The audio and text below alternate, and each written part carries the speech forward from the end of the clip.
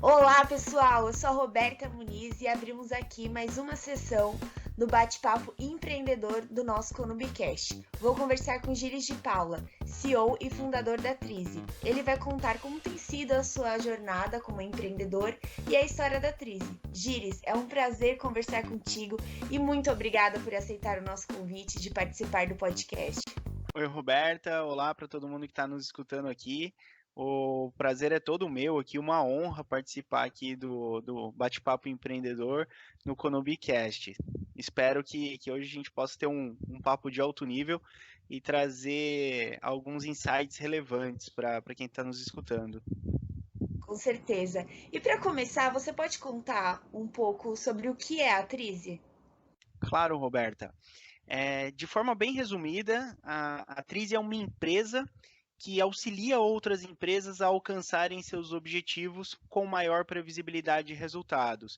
Então a gente sabe que toda empresa chega de uma forma ou de outra aos seus objetivos, mas o que a gente faz aqui é tentar facilitar esse caminho por meio da gestão orçamentária. A gente usa como instrumento para isso a gestão orçamentária. E de forma bem resumida, a gente pratica essa gestão orçamentária e auxilia nossos clientes por três formas ali, né? A gente tem um software online, uma plataforma online para planejamento e acompanhamento orçamentário. A gente tem alguns serviços também especializados em gestão orçamentária e a gente cria tudo isso, tanto o nosso software quanto os nossos serviços, são embasados numa metodologia que a gente chama de metodologia Trize, que gere toda essa coisa, uma metodologia que não tem nada inventado por nós, o que a gente fez foi, ao longo dos anos, ir pensando conceitos utilizados por grandes empresas, conceitos de balance scorecard, de gestão orçamentária, de PDCA, vários outros conceitos de gestão e muitas experiências também de gestão com os nossos clientes, com as empresas que a gente não conseguiu fechar como cliente, a gente foi entendendo isso tudo, foi montando isso que a gente chama da metodologia Trize, que se adequa muito a pequenas e médias empresas, né? Ah, bacana. E como que surgiu essa ideia de criar a Trize? Tem algumas empresas que têm uma história muito bonita, assim, um estalo, um insight, e a empresa surgiu e cresceu.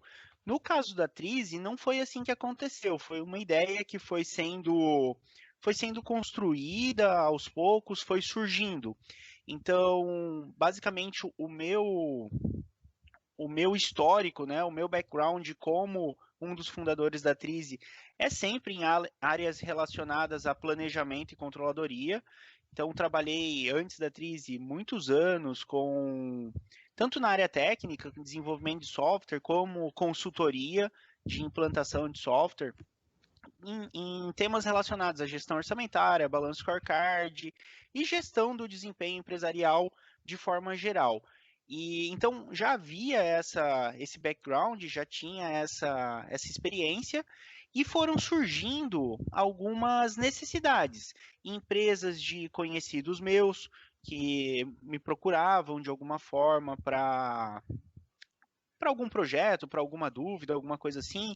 Outros amigos meus, consultores também de empresas, compartilhando necessidades, e a coisa foi tomando forma, foi sendo construída, e até que eu chamei os meus dois outros sócios fundadores, né, o Cassiano e o Daniel, que ajudaram a criar ali a primeira versão do software, a abrir a empresa, fundar a empresa e começar essa coisa toda. E aproveitando, já que você citou sobre o planejamento orçamentário, a gente sabe que é muito importante para o sucesso do negócio. Nesse contexto, como que a Trize pode ajudar as empresas? Nós classificamos nossos clientes aqui na Trize basicamente em três perfis. A gente chama esses perfis de motorista, aprendiz e passageiro. E eu acho que falar desses perfis vai ajudar a explicar como que a gente pode auxiliar essas empresas. Basicamente, esse perfil de clientes que a gente chama de motorista são empresas que nos procuram e elas já têm ali uma área de controladoria estruturada, já tem profissionais experientes, né, na empresa e já tem normalmente um processo orçamentário também constituído, que já roda há alguns anos, um processo orçamentário maduro. Então a gente brinca, né, com esse nome, chama de motorista, porque a gente faz um paralelo, como se nós alugássemos carro, né, uma locadora de carros, chega ali um motorista habilitado, experiente, você entrega o carro para ele, ele sai dirigindo. Então, para nós, é esse perfil. A gente tem um segundo perfil que a gente chama de aprendiz, que é muito semelhante, mas num estágio de maturidade anterior. São empresas que também têm uma controladoria interna, mas ou essa controladoria é nova, está em formação, ou muitas vezes a controladoria já existe, mas o processo orçamentário não existe. Então a empresa está criando um processo orçamentário, ou é um processo orçamentário ainda recente, e ela precisa ajustar, lapidar esse processo, e aí a empresa nos procura e a gente brinca, né, com o tema aprendiz, porque é como se a gente alugasse o carro, mas também fizesse ali a autoescola com essa empresa, né, desse ali os conceitos. Então a gente oferece para esse tipo de empresa não só o software, mas um serviço que a gente chama de coaching, o coaching de gestão orçamentária ou o coaching de controladoria e ajuda a empresa a criar o processo orçamentário, envolver os gestores, definir metas, montar o planejamento, acompanhar o planejamento, enfim, fazer o que for necessário ali para que essa coisa toda rode. E a gente tem um terceiro perfil de clientes, Roberta, que nós chamamos de passageiro. É o cara que chega para nós e fala: olha, eu não quero alugar carro, eu não quero aprender a dirigir, eu só quero chegar no meu destino. Então, traduzindo isso, é a empresa que chega para nós e fala: olha, eu não tenho uma controladoria interna, eu não tenho tempo ou recursos para criar isso, ou mesmo não desejo criar uma área de controladoria interna, eu quero terceirizar.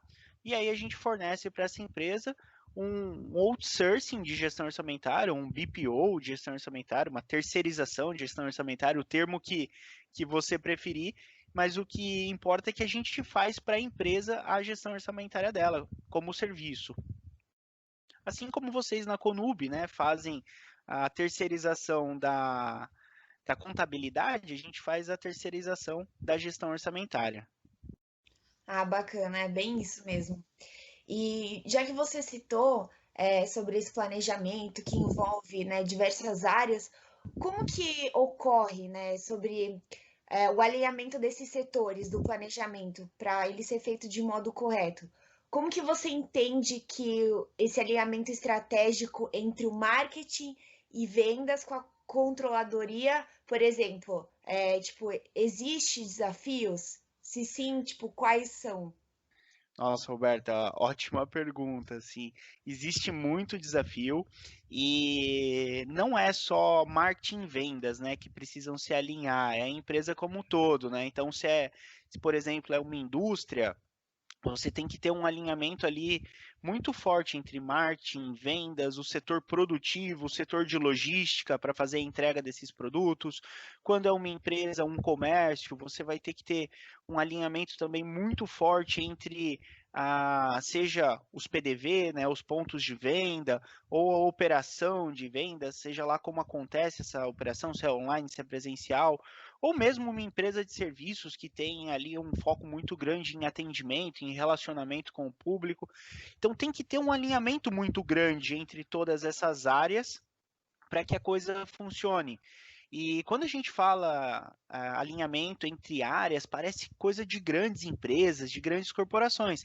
Mas a gente sabe que não é. Uma empresa, quando ela passou a ter 15, 20, 30 funcionários, já começa a ter ali alguns coordenadores, depois em algum momento já gerentes, diretores, e já começa a acontecer esse desalinhamento, né? Muitas vezes a gestão de marketing está pensando uma coisa, enquanto a área de vendas espera outra, a área produtiva está pensando outra, e aí começa cada área a montar os seus planos. Todas essas áreas têm sempre o melhor, a melhor intenção possível, e não é sobre intenção, né? É sobre o desalinhamento mesmo que vai acontecendo e cada um está puxando a empresa para um lado. E aí eu acho que é onde entra a controladoria como um grande meio de campo em não só ajudar que esses gestores, essas áreas todas caminhem para uma mesma direção, mas também garantir que isso está alinhado com os objetivos estratégicos da empresa. Então, quando a gente fala de objetivos estratégicos, a gente está falando do que os sócios, os acionistas da empresa esperam. Então, de novo, fala sócios, acionistas, parece uma coisa muito grande, mas toda empresa tem ali os seus sócios, seus acionistas. Pode ser o próprio dono da empresa, ou o dono e mais um sócio. E às vezes a coisa começa a crescer, vai entrar ali uma diretoria estruturada, um conselho administrativo, um conselho consultivo, mas o que importa é que a controladoria tem esse papel de meio de campo entre alinhar o nível estratégico com os sócios, acionistas, conselho, o nível executivo, sejam gerentes, coordenadores, diretores, o nível que for, e garantir que isso tudo esteja alinhado em direção às metas da empresa. Com certeza. E já que você falou de acionistas, né, de gestores e tudo mais, qual a importância, de gestores e de acionistas no planejamento orçamentário do negócio? Roberta, aqui na Trize, a gente defende muito o orçamento colaborativo, o orçamento participativo, o orçamento descentralizado, ou o outro termo que você conhecer aí e quiser utilizar também para isso. E por que, que a gente defende muito isso? Por um lado, quando você faz um orçamento colaborativo envolvendo os gestores de departamento, isso se torna mais complexo, mais demorado, são várias pessoas ali para serem envolvidas e tal. Mas, por outro lado, os gestores compram a ideia, porque uma coisa é você receber um orçamento para tua área, né? Falar, olha, Roberta, você é aqui a nossa coordenadora de marketing, você tem esse orçamento e tem que fazer esse plano aqui, bater essas metas. Você vai fazer, porque você está ali, é o teu trabalho fazer, mas não criou ali um vínculo com isso, não criou, você não comprou como seu. Agora, quando você participa da criação, você define suas metas ou participa da criação das metas, você monta o teu plano para atingir aquelas metas, você alinha esse plano, né? Você como gestor alinha esse plano com a tua equipe também, os teus liderados, isso se torna muito mais poderoso.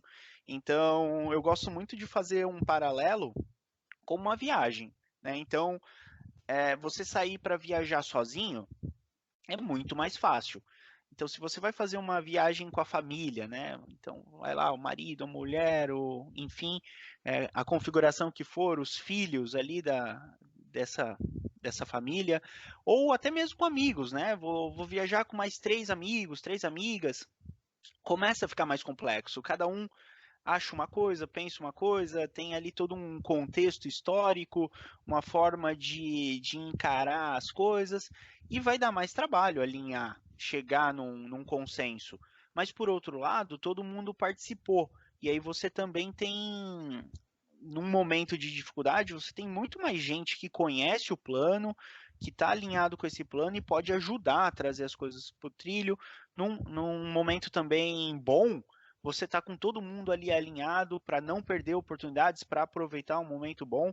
Enfim, eu só vejo ganhos em fazer um orçamento colaborativo. Com certeza. Nós na Conub acreditamos nisso também e a gente gosta que os gestores estejam envolvidos, em todo o planejamento orçamentário.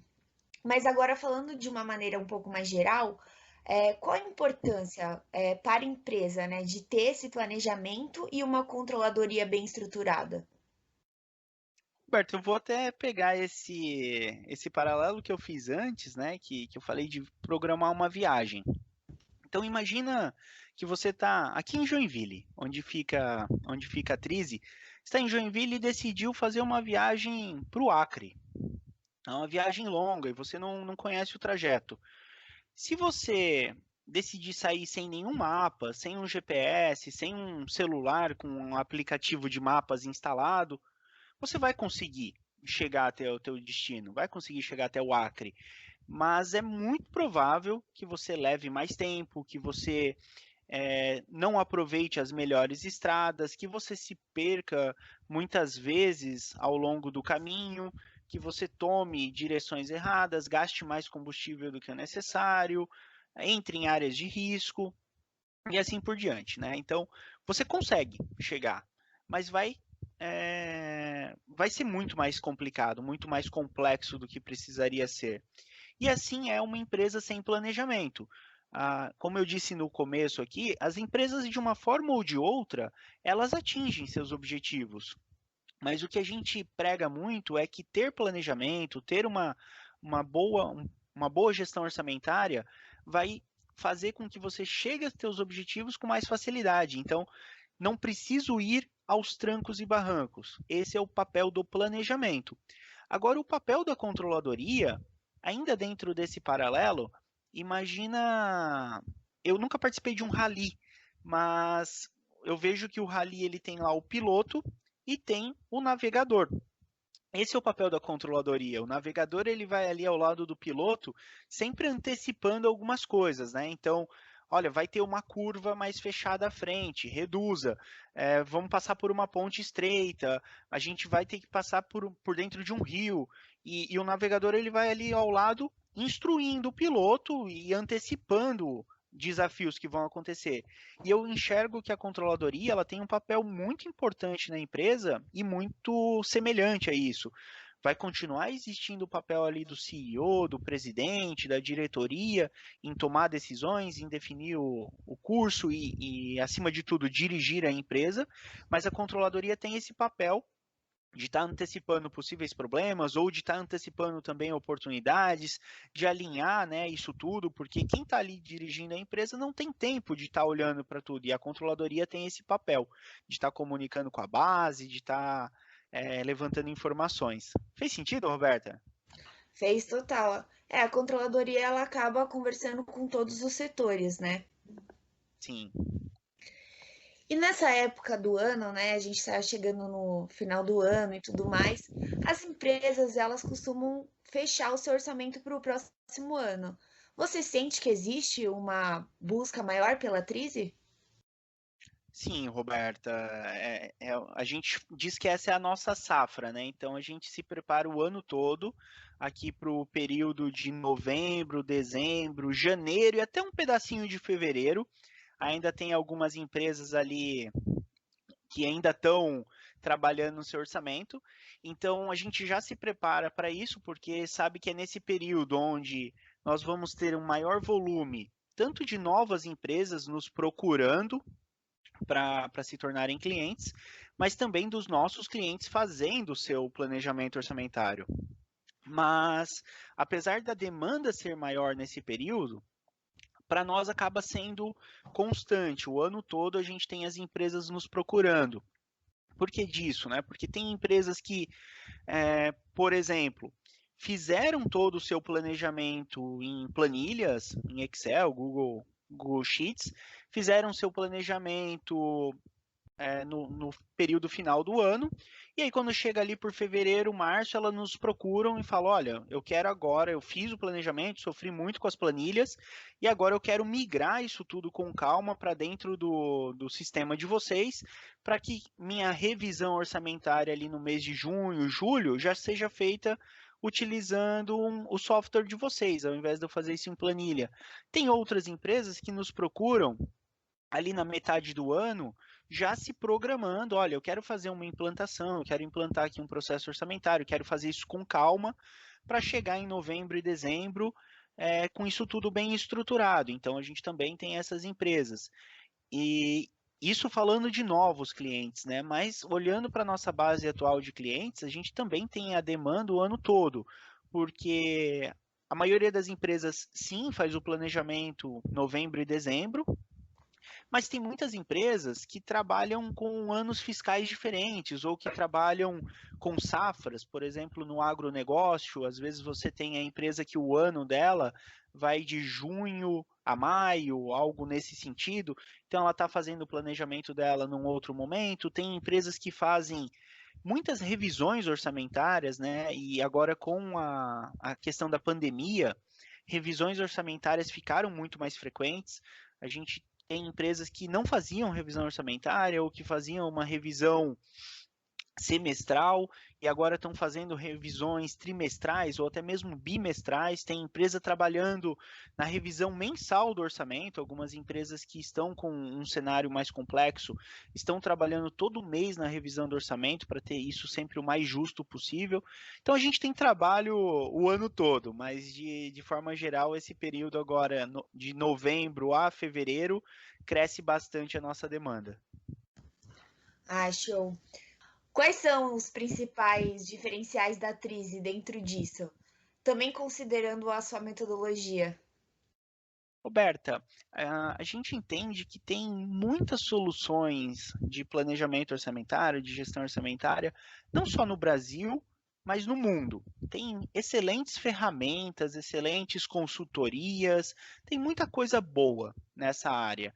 E eu falo sempre que aqui na Trise a gente não inventou nada. O que a gente fez foi aprender com muitas dessas metodologias, com muitas dessas soluções, desses softwares e adequar isso para um mercado que estava não atendido, que é o mercado de pequenas e médias empresas. Então, ainda hoje, né, a Trise vai fazer 8 anos já de CNPJ, e ainda hoje nós somos uma das poucas, se não a única, empresa no Brasil a focar em pequenas e médias, né? Empresas de 50, de 100 funcionários.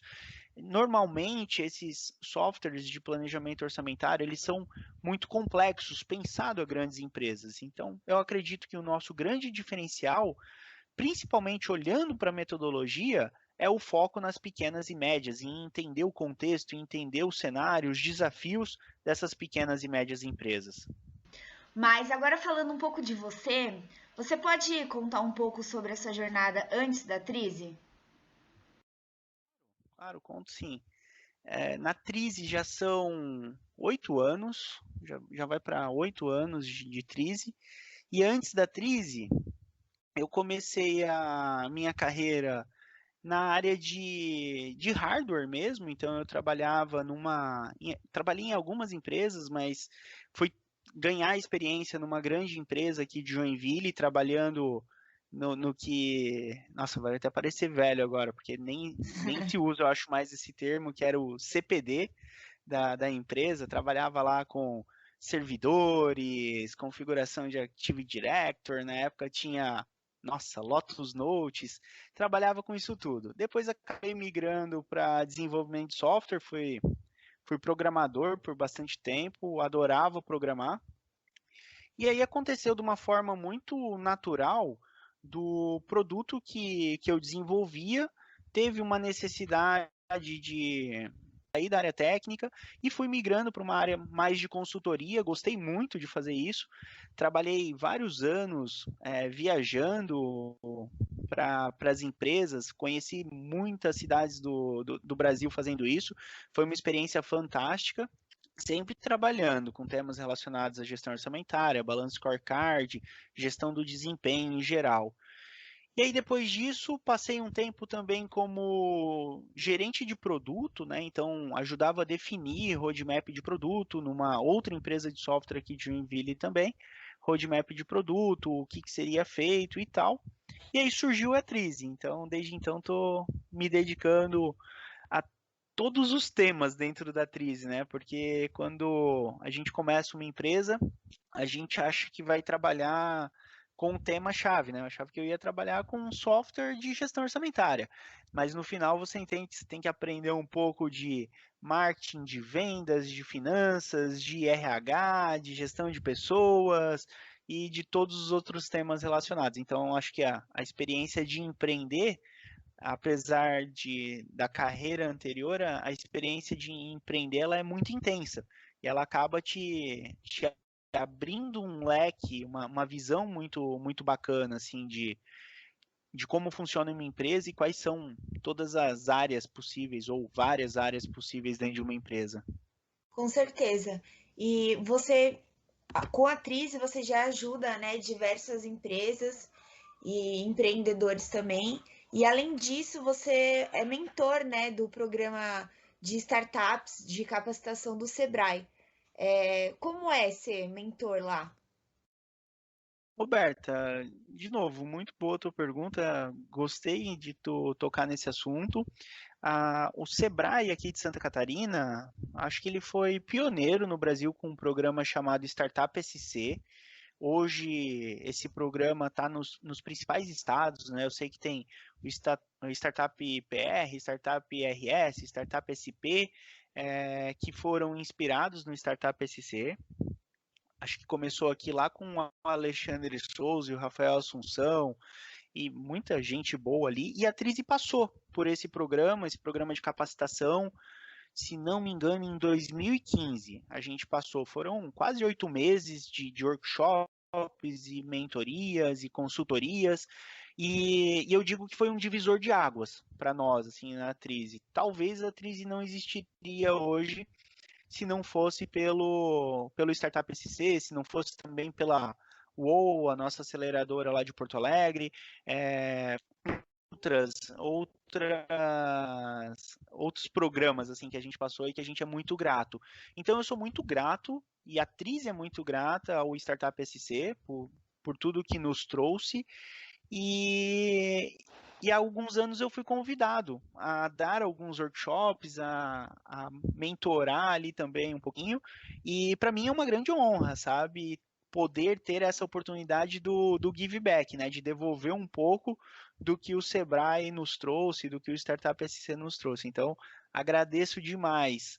Não só pelo tanto que o Sebrae, o Alexandre, o Rafael ajudaram a Trise, mas por dar essa oportunidade também de devolver, de eventualmente fazer uma palestra, de dar os workshops e poder devolver um pouquinho.